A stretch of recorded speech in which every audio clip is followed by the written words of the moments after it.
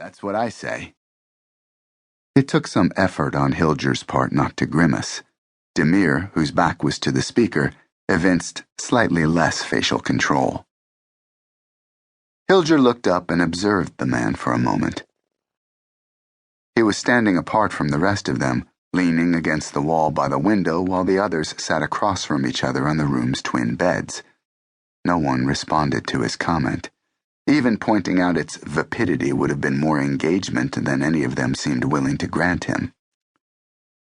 The man liked to refer to himself as Drano, and Hilger hadn't liked that from the start. Nicknames bestowed by comrades were an honor. If you tried to invent one for yourself, it was a joke, a sign of narcissism and an underlying lack of confidence.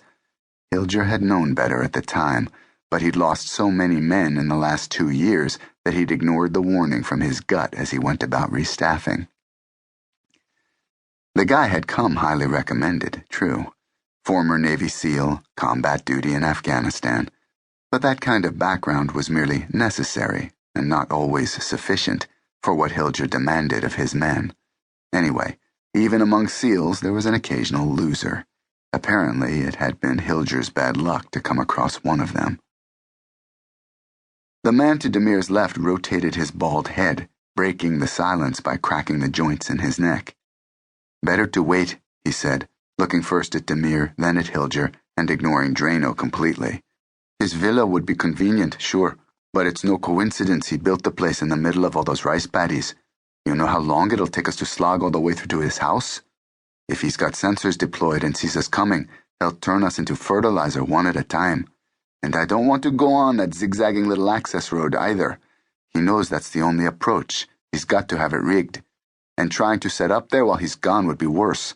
I guarantee you he's got layered systems that would warn him. Better to take him on unfamiliar ground. The downside is more potential witnesses and the other risks you get rendering someone in public, but overall, our odds are better." The man's name was Frank Garza, but he was known in Hilger's organization as Pancho, the name given him by his Mexican mother. While Demir had a deceptively placid exterior, Pancho tended to radiate a not-to-be-fucked-with aura he had a hard time concealing. A former all-Marine boxing champion, he also had a 4th-degree black belt in Kenpo. One night, he and Demir had gotten into a sparring match that had started out playful and then become serious. To Hilger, it had been like watching an irresistible force and an immovable object. If Hilger hadn't stopped it, the two of them might have crippled each other and destroyed a hotel room in the process. "The question is, how much time do we have?" the fifth man said, leafing through the photographs. "That town he lives in, Ubud, isn't exactly huge, so sooner or later he'll wind up where we want him. But if we need to move fast, we have to go where we know he'll be. Right now, that means the villa." The man's name was Guthrie. His boyish good looks had made for excellent cover during his service as a federal air marshal, and the training he'd received then, along with ferocious natural ability, made him their best combat shooter.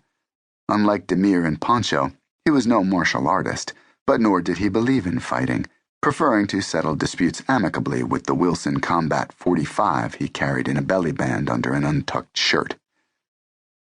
Hilger nodded, considering. There was a lot he hadn't told them yet. They all hailed from careers in need-to-know environments and understood his reticence. But maybe he had given them too little. At this point, keeping them in the dark made them unable to properly weigh the costs and benefits, to plan effectively. Yes, he decided, they needed to understand, if not the full picture, then at least a larger part of it. "You're all being too cautious," Drano said, still leaning against the wall and looking down on them as though bored or in judgment. Hilger looked up, liking neither the man's tone nor his choice of "your" instead of "we're." The other men glanced at one another. Their expressions were too subtle to be called disgusted, but Hilger knew disgust was what they felt. This was hardly the first time Drano had insisted on offering his unsolicited and useless expertise, and they were sick of his weak bullshit. The man had been a mistake, and if Hilger didn't deal with it soon, his men would rightly judge him for it. Really,